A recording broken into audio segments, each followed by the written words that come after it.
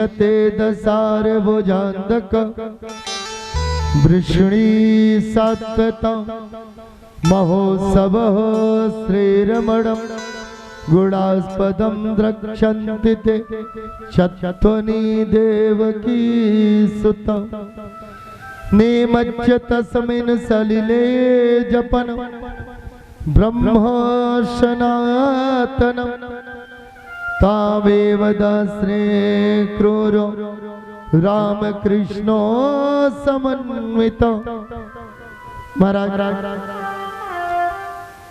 गोपियां भगवान को निहार रही और आंखों से जर्जर आंसू बह रहे, लेकिन भगवान कन्हैया ने एक बार भी उन गोपियों की ओर नहीं देखा।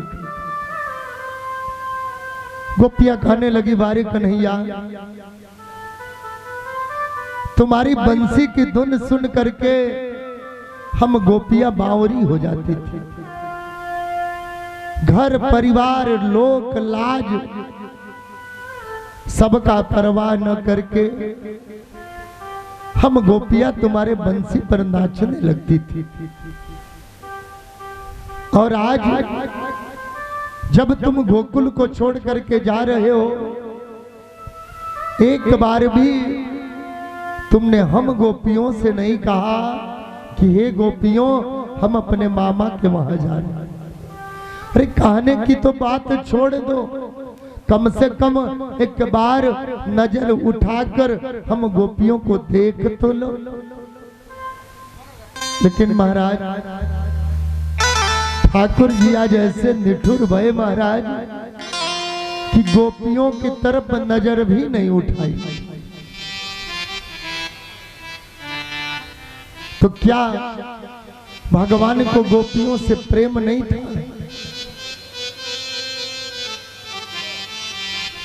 तो जब था तो भगवान ने नजर उठाकर क्यों नहीं देखा?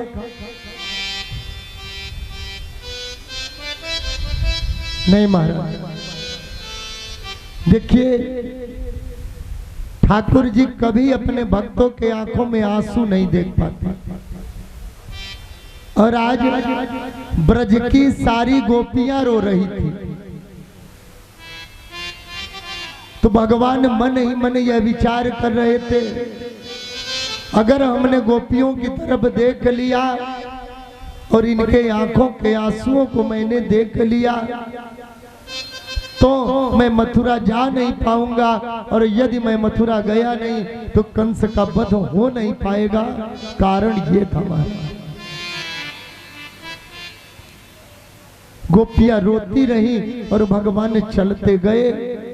जिस समय यमुना जी के तट पर पहुंचे, अक्रूर जी ने कहा कि हे बेटा, यदि कहो तो हम थोड़ा यमुना जी में स्नान करें।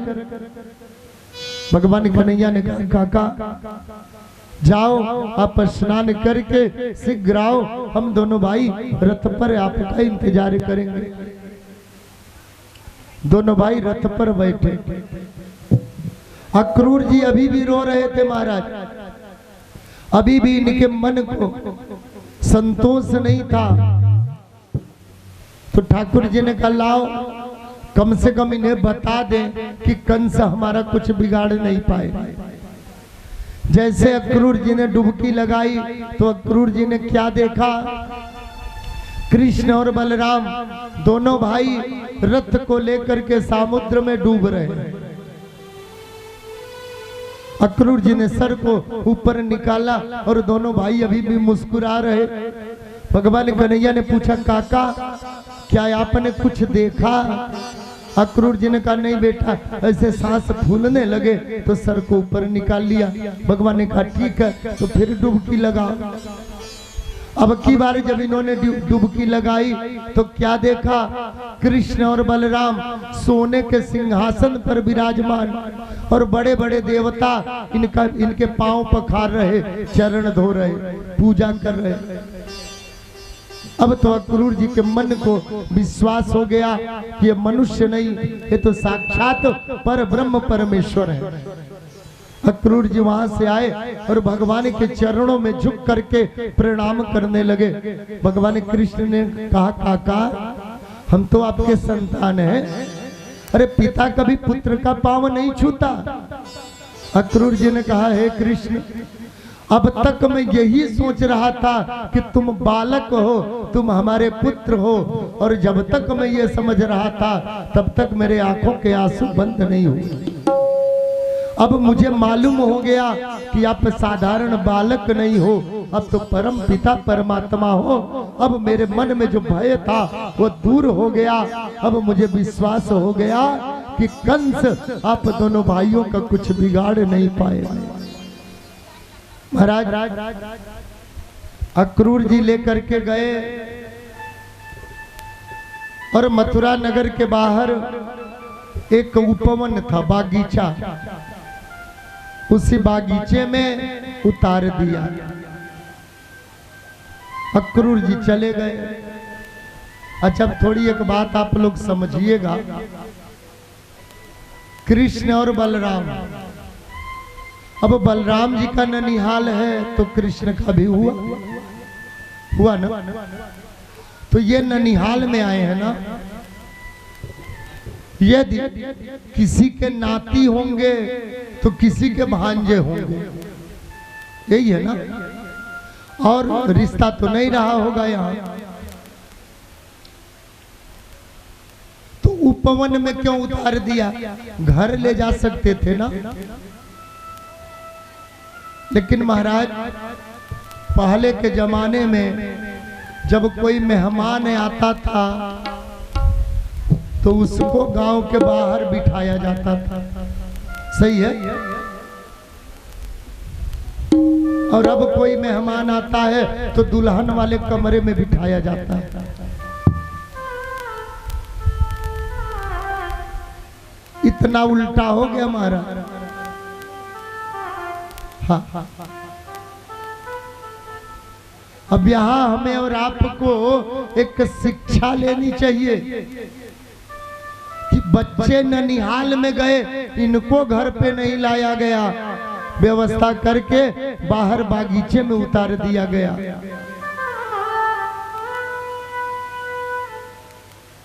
महाराज थोड़ी देर में गोकुल के जो ग्वाल बाल गए थे वो अभी उसी जगह पर पहुंचे जहां कृष्ण और बलराम को ठहराया गया था। महाराज ग्वाल बालों ने कहा कि हे कन्हैया, हे बलदाऊ, जब मथुरा आप लोगों का ननिहाल है तो हम सबका ननिहाल है, तो क्या आप हमें अपना ननिहाल घुमा कर नहीं दिखाओगे? भगवान ने कहा चलो घूम आए, क्या दिक्कत है। अच्छा अब एक प्रश्न का आप लोग जवाब दीजिएगा, जिन लोगों ने देखा हो।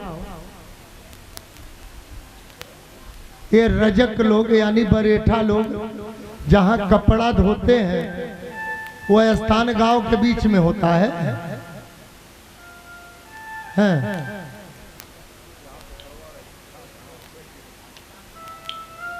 गांव के बाहर है ना, गांव के बाहर होता है। तो जब ग्वाल वालों ने कहा नगर दिखाओ तो ये नदी और पोखरे पर क्या करने गए? धोबी घाट पर क्यों गए? तो कुछ लोग बोलते हैं कि भगवान के पास अच्छे कपड़े नहीं थे, कपड़े मांगने गए। लेकिन एक बात बताएं, लड़का अगर बुआ के पास जाए तो माताएं कपड़ा फटा हुआ पहना के भेज सकती हैं, लेकिन वही बालक यदि ननिहाल में जाए तो कपड़ा नया होना चाहिए। अगर लड़का बुआ के वहां जा रहा तो पिताजी की बेइज्जती होगी, अपनी नहीं होगी, तो ये चाहे जैसा पहना के भेज देंगे।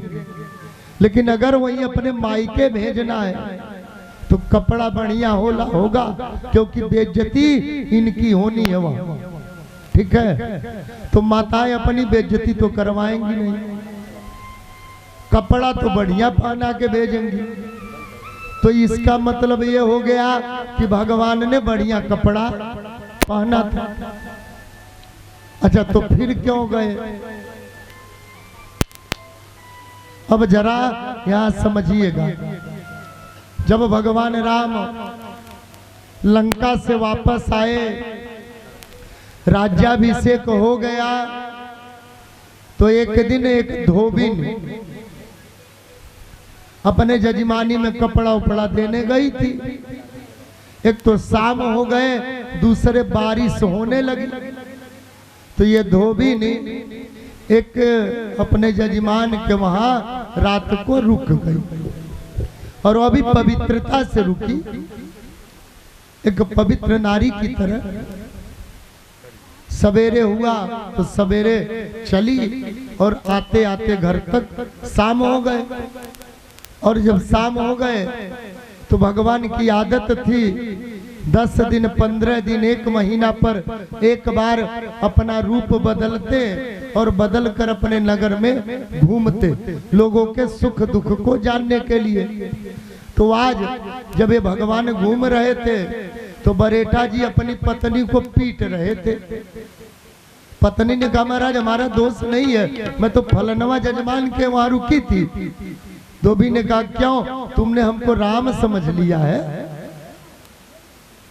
कि इतने दिन पत्नी रावण के साथ रही और फिर भी ला करके रानी बना करके रख लिया, तो क्या हम राम हैं जो उल्टा नारी को अपने घर में रख के जाए? अब तेरे लिए हमारे घर में कोई स्थान नहीं है। राम जी ने ताना सुना तो राम जी मन में सोचने लगे, आज तो मैंने अपने कानों से सुन लिया, पता नहीं केवल यही अकेले बोलता है कि नगर के सब लोग बोलते हैं, तो क्यों ना हम जानकी का त्याग कर दें। अच्छा महाराज, जबकि राम जी को तो ये पता था ना कि असली सीता लंका में नहीं गई थी, इनको पता था, फिर भी लोकापवाद, भाई जगह जगह पर लोग ताने न मारे, यह सोच करके राम जी ने निर्दोष पत्नी को घर से निकाल दिया। अब वही राम जी कृष्ण बने और वही बरेठा मथुरा में मरेठा। भगवान ने कहा, तब तो हम राजा थे, कुछ कर नहीं पाए, लेकिन आज तो बदला लेंगे। प्रेम से बोलिए जय श्री कृष्ण। और पहुंचे महाराज, चाहे कोई कितना बड़ा शत्रु क्यों ना हो, अगर ऐसे कोई बैठा है तो पहुंचकर आप मारने लगोगे, मार पाओगे? तो भगवान गए, भगवान ने कहा अब कोई बहाना तो है नहीं, लाओ इससे कपड़े मांगे। अच्छा अब जरा एक बात और बताइए, कोई बरेठा कपड़ा धोने के लिए लेके गए हो या कोई टेलर मास्टर कपड़ा सिल के रखा हो, आप जाकर के मांगो तो मिलेगा? बेचारा आपको दे दे और जिसका कपड़ा हो लेने आ जाए तो क्या करेगा? तो भगवान को पता था कि कपड़े मांगने से नहीं मिलते, लेकिन क्रोध दिलवाना था। सो भगवान गए, भगवान ने कहा, मामा ये कपड़ा बड़ा सुंदर लग रहा है, हमको दे दो।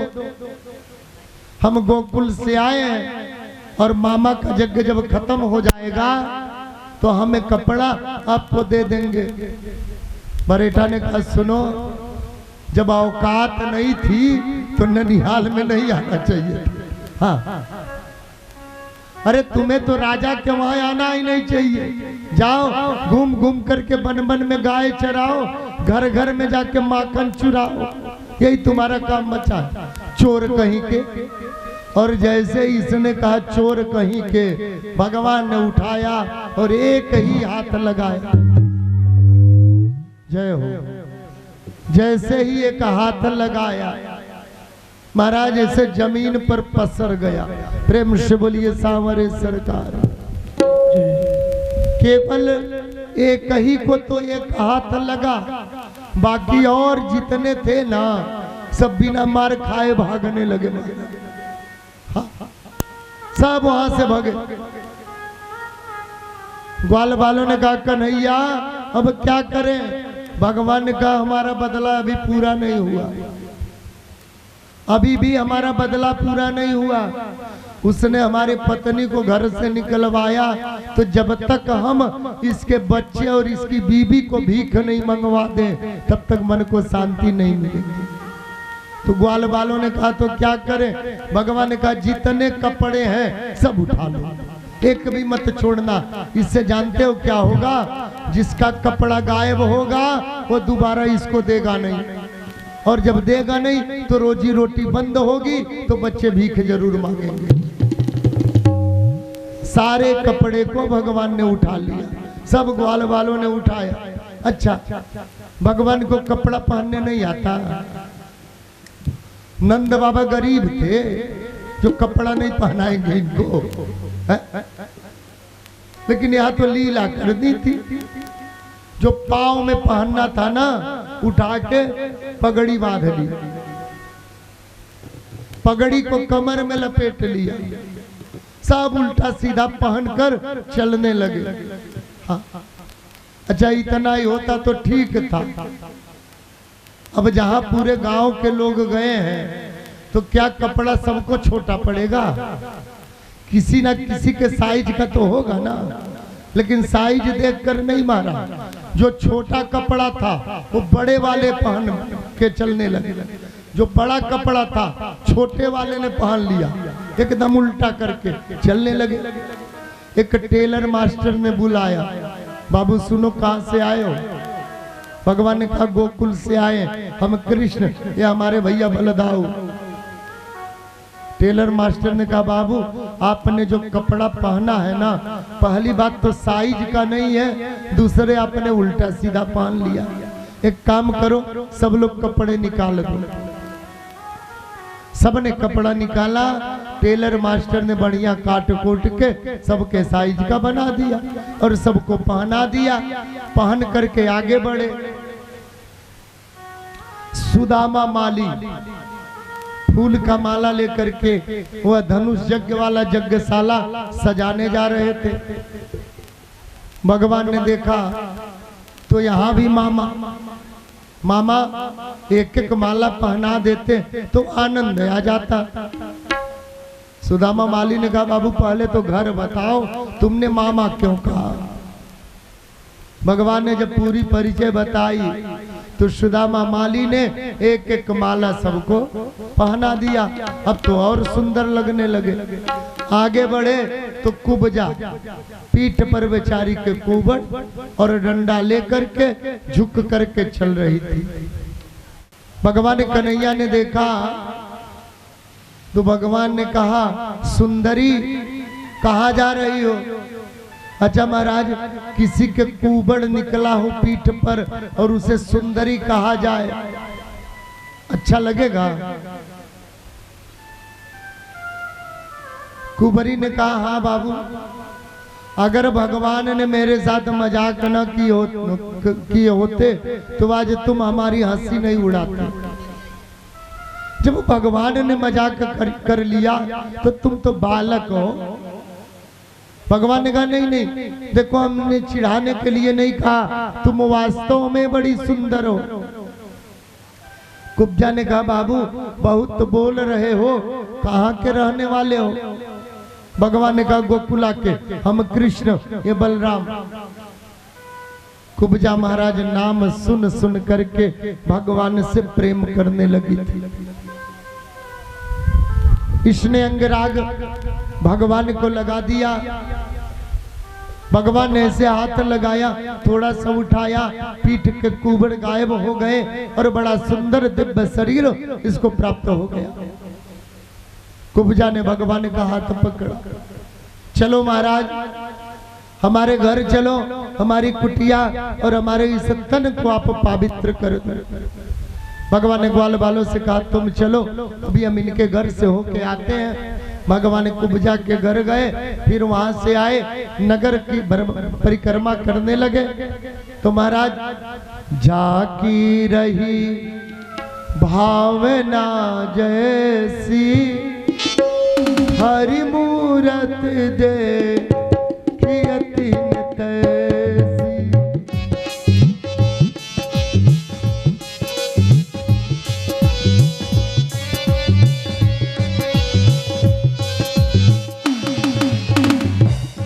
महाराज यहाँ जिसके जैसे भाव थे, जो शुद्ध विचार के लोग थे, जो शुद्ध विचार के लोग थे, उन्होंने जब भगवान को देखा, भगवान की उम्र अभी केवल 11 वर्ष है महाराज। जब मथुरा में गए तो भगवान की आयु 11 वर्ष। तो शुद्ध विचार वालों ने जब देखा तो कहने लगे, वारे दुष्ट कंस, तुम इतने पापी हो गए, इतने नाजुक बच्चों को तुमने मारने के लिए बुलाया, तुम्हें ऐसे नहीं करना चाहिए था। लेकिन वहीं जब दुष्ट विचार वालों ने भगवान को देखा तो भगवान काल के रूप में दिखाई देने लगे। आगे बढ़े, धनुष यज्ञ में गए,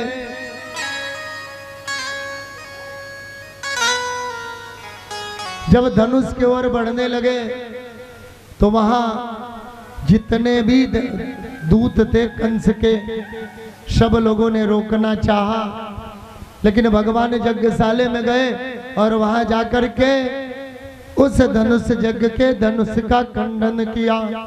लेत चढ़ावत खेचत गाढ़े, देख सके ना रहे सब ठाड़। कब भगवान ने धनुष को उठाया और कब तोड़ दिया, कोई देख न सकता। महाराज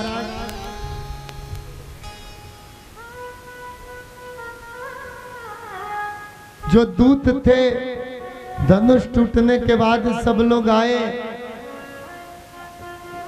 भगवान के ऊपर टूट पड़े, लेकिन भगवान दोनों भाइयों ने एक एक टुकड़ा उठा लिया और वहां जितने दैत्य थे सबको मारकर भगा दिया। फिर आगे बढ़े, कुबल्या पीड़ नाम की हाथी मिली, महाउत से हटाने के लिए कहने लगे तो महाउत तो जैसे बहरा था, सुनाई नहीं दे रहा था। भगवान ने खींच के एक हाथ महाउत को दिया, महाउत भी धराशायी, और भगवान ने हाथी को ऐसे पकड़ा जैसे बच्चे मेले वाले खिलौने में जो हाथी आती है ना, उसको पकड़कर घुमाते हैं, ऐसे भगवान ने कुबल्या पीड़ हाथी के सूंड को पकड़ करके इतना घुमाया, घुमाते घुमाते ही उसके प्राणांत हो गए। प्रेम से बोलिए सच्चिदानंद भगवान की। महाराज अब कंस ने ललकार कर अपने दूतों से कहना शुरू किया, कृष्ण और बलराम को जीवित मत छोड़ो। तब तक चारुण, मुष्टिक, सल और तोसल, ये बड़े बड़े 4 पहलवान, चारों ने कहा कृष्ण आओ हमसे युद्ध कर लो, मैंने सुना है तुमने बड़े बड़े को पछाड़ा।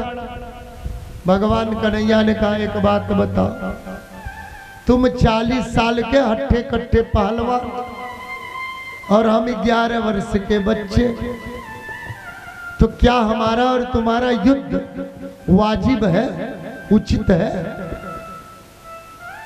चारुण ने कहा वारे कृष्ण, तुम ऐसे भोले बन रहे हो जैसे हमको कुछ मालूम ही ना हो।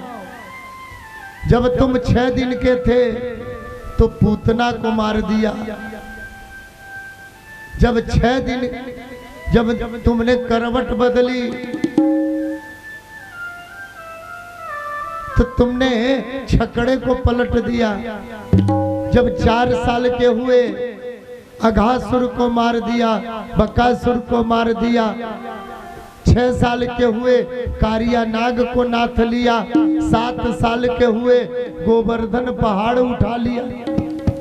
तुम अपने आप को बालक समझ रहे हो? बालक ऐसा कृत्य कर सकता है? हाँ, अगर तुम्हें हमसे डर लग रहा हो तो मत लड़ो। भगवान ने कहा देखो, डर तो हमें काल से भी नहीं लगता, लेकिन ऐसे भी तुम्हारा दोष नहीं है। जहां का राजा ही ऐसा दुष्ट हो, वहां की प्रजा कैसी होगी। कृष्ण और बलराम दोनों भाई चारूण और मुष्टिक से भिड़ गए। चारूण मुष्टिक 2 पहलवानों का नाश भगवान कृष्ण ने किया। सल और तोसल नाम के दैत्य को भगवान बलराम ने मारा। प्रेम से बोलिए सच्चिदानंद भगवान जय। कंस ने कहा अब देखो मत, केवल कृष्ण बलराम नहीं, गोकुला वृंदावन से जितने लोग आए हैं सबको मार डालो। जैसे कंस ने इस प्रकार का आदेश दिया, भगवान कृष्ण और बलराम उस सिंहासन पर चढ़ गए जहां कंस बैठा था। भगवान ने उठा करके कंस को नीचे फेंक दिया, और जैसे ही कंस नीचे गिरा, गिरते ही इसके प्राण पखेरु उड़ गए। लेकिन भगवान को विश्वास नहीं हुआ। भगवान कूद कर छाती पर चढ़ गए और मरे हुए कंस को भी पीटना शुरू कर दिया। प्रेम से बोलिए श्री कृष्ण चंद्र भगवान की जय। महाराज जब कंस मारा गया, भगवान कृष्ण अपने माता पिता के पास गए, उन्हें जेल से रिहा करवाया। फिर अपने नाना के पास गए, नाना को भी जेल से रिहा करवाया। फिर अपनी मामियों के पास गए,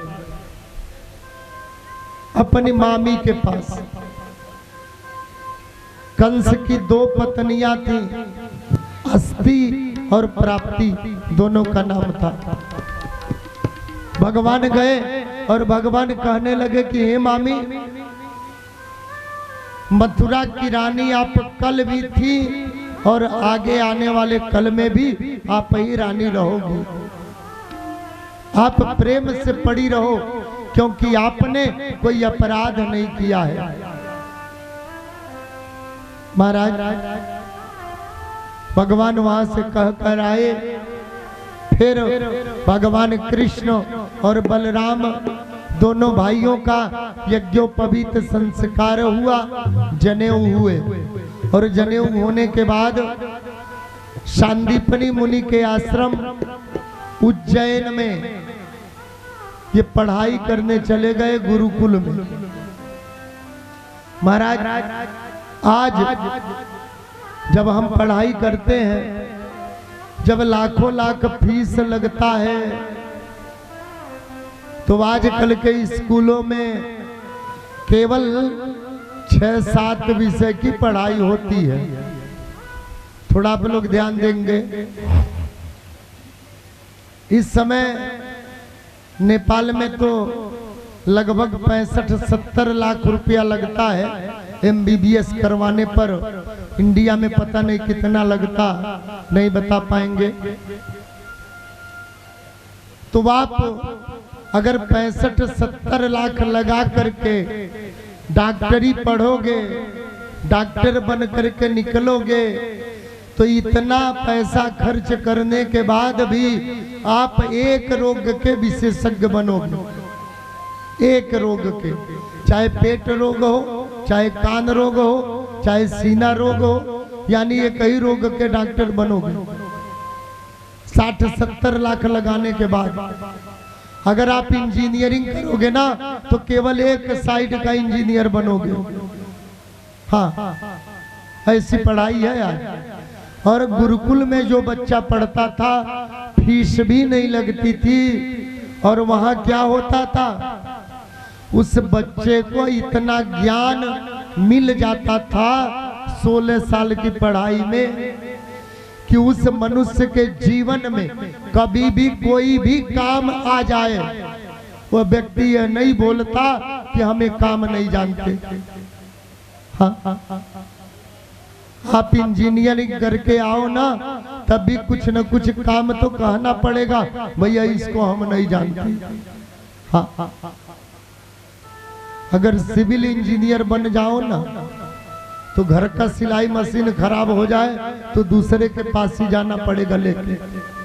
हाँ, ऐसी इंजीनियरिंग है महाराज। लेकिन गुरुकुल में नाचने से लेकर बजाने तक, गाने से लेकर के नाटक करने तक, अच्छा महाराज, चोरी छल करना भी सिखाया जाता था। गद्दा गलीचा चारपाई चौकी बनाना, भेड़ बकरे मनुष्य की दवाई करना, घर बनाना, कपड़े बनाना, सेंट तेल बनाना, चंदन बनाना, यानी सब कुछ सिखा दिया जाता था, वो भी मात्र 16 साल की आयु में। लेकिन हमारी जो संस्कृति थी, हमारी जो शिक्षा पद्धति थी, उसको ऐसे बर्बाद किया गया, विदेशी आक्रमणकारियों ने ऐसे बर्बाद किया कि आज हम एकदम बेकार हो चुके हैं। हमारा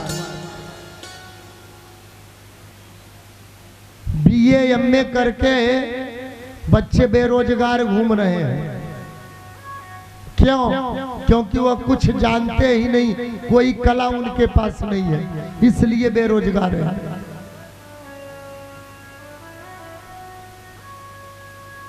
अगर कोई कला उनके पास होती ना, तो बेरोजगार नहीं होते। महाराज, गुरुकुल में 16 साल में भगवान ने 64 विषय की पढ़ाई करी। किसने, कितने विषय? 64 विषय। कोई फीस 16 साल तक नहीं लगी। जब पढ़ाई पूरी हो गई, गुरुजी के पास गए और कहने लगे, गुरुजी आपने इतना पढ़ाया, ज्ञान दिया, अब एक काम करो, हमसे कुछ गुरु दक्षिणा ले लो। गुरुजी ने तो कुछ नहीं कहा, लेकिन जो गुरु माता थी उन्होंने कहा कि हे कन्हैया, हमने सुना है आप भगवान हो, अगर वास्तव में आप भगवान हो तो हमारा बच्चा जो प्रवास क्षेत्र में स्नान करने गया और डूब करके उसकी मृत्यु हो गई, उसी को तुम वापस ला करके दे दो, गुरु दीक्षा से तुम उत्तीर्ण हो जाओगे। भगवान गए और सुतल लोक से ला करके उनके पुत्र को वापस किया। प्रेम से बोलिए सांवरे सरकार की जय जय श्री राधे। महाराज, वहां से भगवान वापस आए अपने घर यानी मथुरा। तो एक दिन उद्धव जी को ब्रज में हाल चाल लेने को भेजा। उद्धव जी आए तो पहले तो गोपियां उद्धव जी से बात नहीं कर रही थी। उद्धव ने कहा, अरे गोपियों, हम कृष्ण के संदेश वाहक हैं, हम संदेशा लेकर के आए हैं, तुम हमसे बात करो। कृष्ण तुम्हें खूब याद करते हैं, दिन रात याद करते हैं। तब तक इतना उद्धव जी बोल रहे थे, तब तक एक भंवरा कहीं से उड़ते हुए आ गया। तो गोपियों ने कहा, रे भ्रमर, तू काला है और तेरा मित्र भी काला है। अब ध्यान दीजिएगा, उद्धव जी भी काले, भगवान कृष्ण भी काले, और जो भंवरा उड़ता हुआ आया वह भी काला। गोपियों ने कहा, रे भ्रमर, तू काला है और तेरा मित्र भी काला है, तू उस काले के साथ में रहते रहते तुमने भी कुछ चतुराई सीख ली है, चाटुकारिता सीख ली। सारी बातें गोपियां किसको सुना रही हैं? उद्धव जी को केवल इशारा है भंवरे के तरफ। हाँ, आज तू चाहे हमारे पैरों पर नाक रगड़ ले, फिर भी हम तेरे बातों पर विश्वास नहीं करेंगे। तू कपटी, तेरा मित्र भी कपटी। हाँ, हे मधुकर एक बात बताए, कृष्ण की बात छोड़ो, अब तो संसार की हर काली वस्तु से मुझे नफरत सी हो गई है। प्रेम से बोलिए कृष्ण भगवान की। अच्छा, केवल गोपियों को नहीं हुआ महाराज, आज कलयुग वालों को भी काली वस्तु से नफरत हो गई है। हाँ, लेकिन हर काली वस्तु से नहीं। जब कभी बातें होंगी तो कहेंगे क्या, फलनवा का लइका, फलनवा का लइकवा तबा जैसे लुआठी।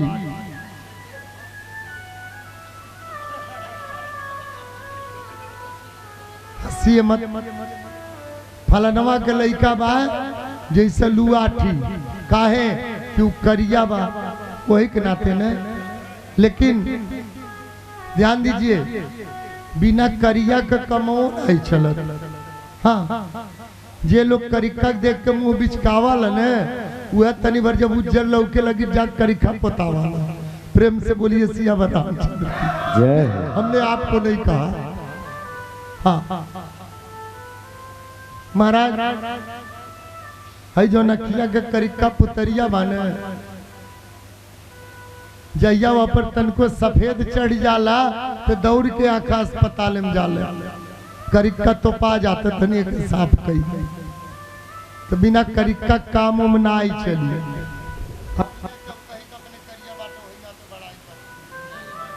प्रेम से बोलिए सच्चिदानंद भगवान की जय। जय श्री राधे। अच्छा, एक बात बताएं, ये गोरे लोग कब से बढ़िया होने लगे पता है? पता है? नहीं है तो सुन लीजिए। ये जब से फेस वॉश, डब साबुन, डब क्रीम, है फेयर हैंडसम, ये कुल जब से विदेशी लोग बनौले ने, तब से गोरहर ठीक लगे लगल। ओकरे पहले करिका ठीक लगत रहले। हम ना कहा थी, जौने समय जानकी मैया पूजा करे गईलिन गौरी मैया के, ते आकाशवाणी भई मिले ही सुंदर सांवरो, ये सीते तुम्हें तुम्हारे मन योग्य पति मिलेंगे, वो भी सुंदर होंगे। कैसे होंगे? सांवरे होंगे। संसार में सबसे सुंदर कौन है जानते हैं? भगवान कृष्ण। गुरहर बाटे का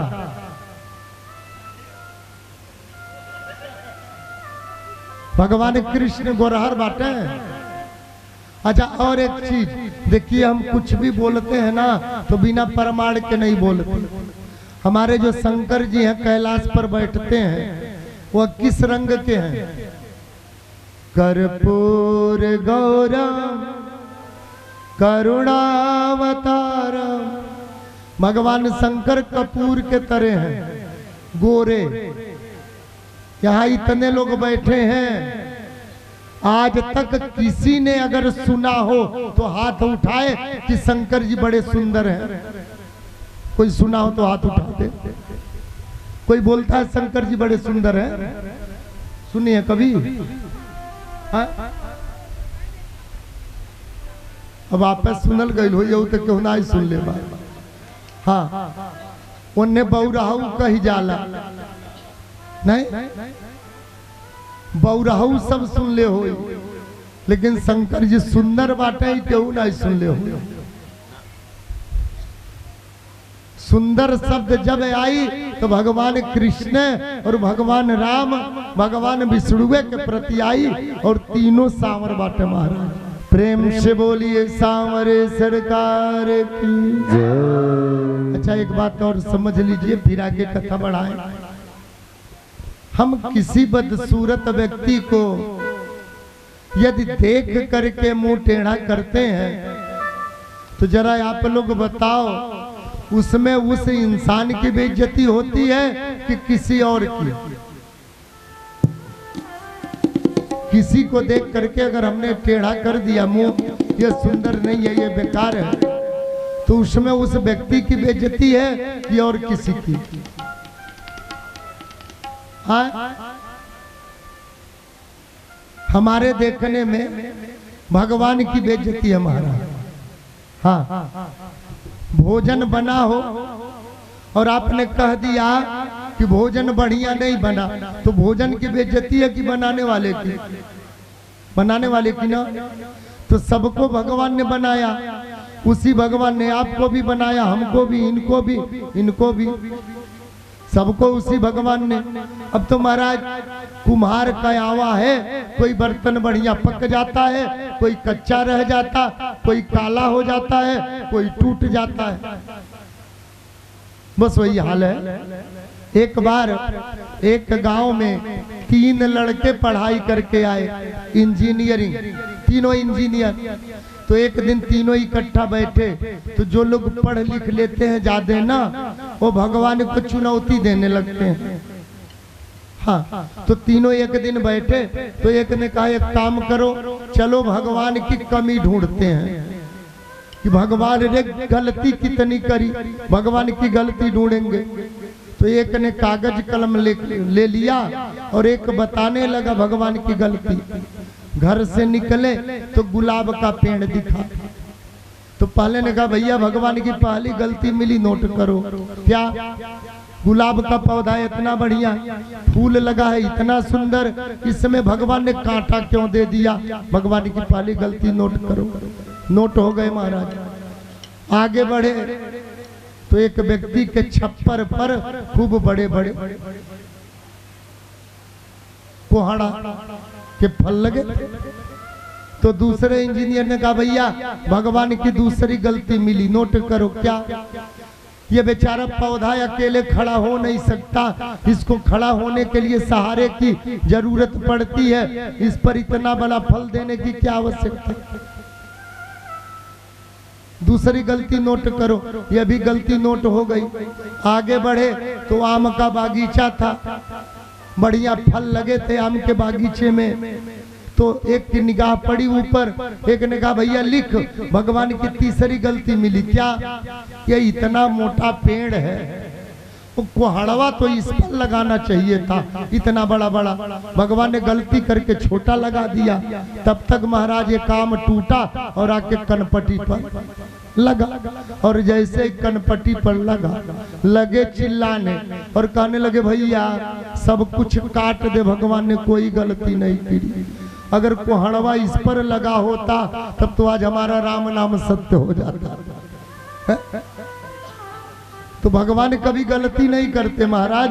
भगवान जो कुछ भी करते हैं ना, सोच समझ कर करते हैं। प्रेम से बोलिए सांवरे सरकार की जय। महाराज एक दिन भगवान कृष्ण ने अक्रूर जी को हस्तिनापुर में भेजा, और इधर एक दिन कंस की पत्नियां अस्थि और प्राप्ति रोते रोते अपने पिता के घर गई जरासंध के पास, और कहने लगी कृष्ण ने हमारे पति को मार दिया और हमें घर से निकाल दिया।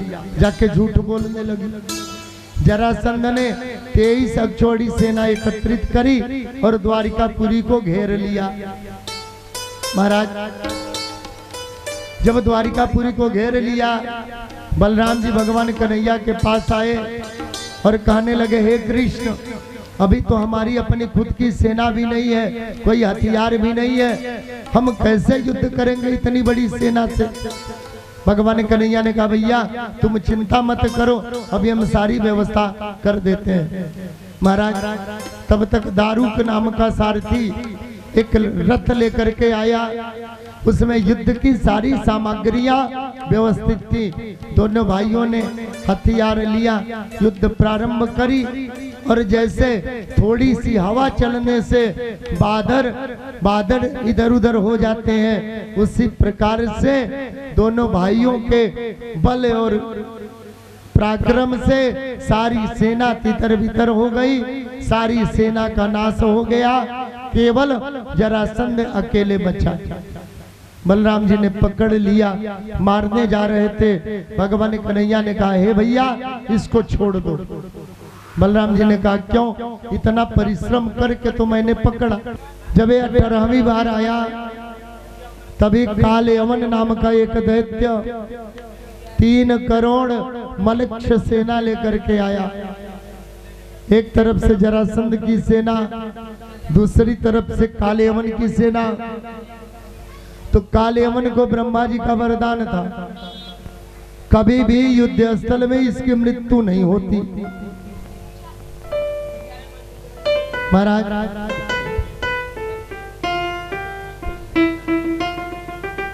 तो भगवान ने क्या किया?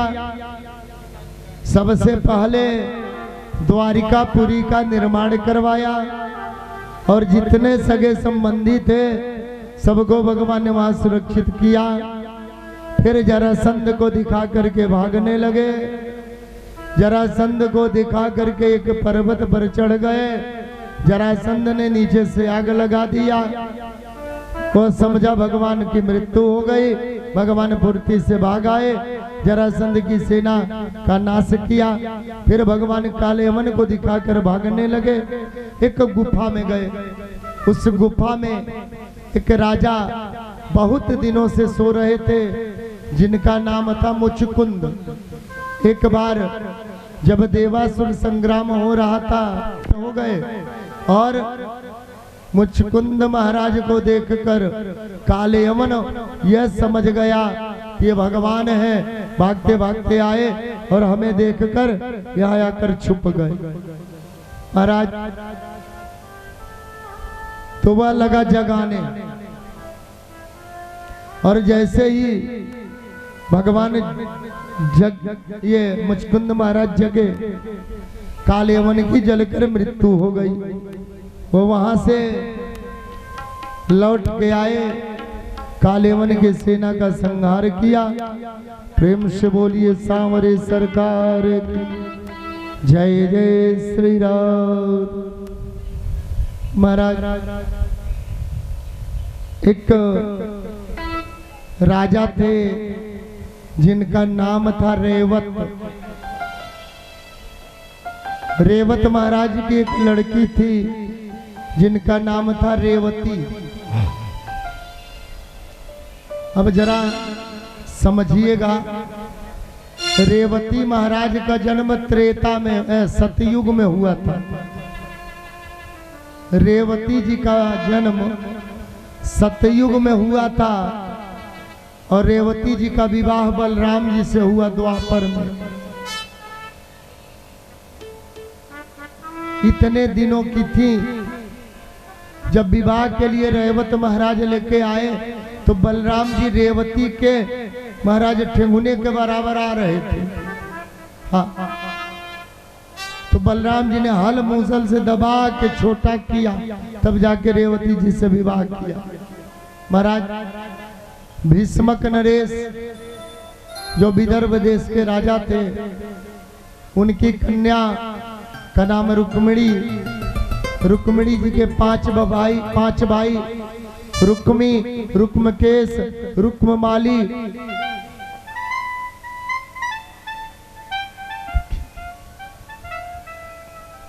महाराज रुक्मी, रुक्मरथ, रुक्मबाहो, रुक्मकेश, रुक्ममाली, ये लोग रुक्मिणी जी का विवाह शिशुपाल से करना चाहते थे।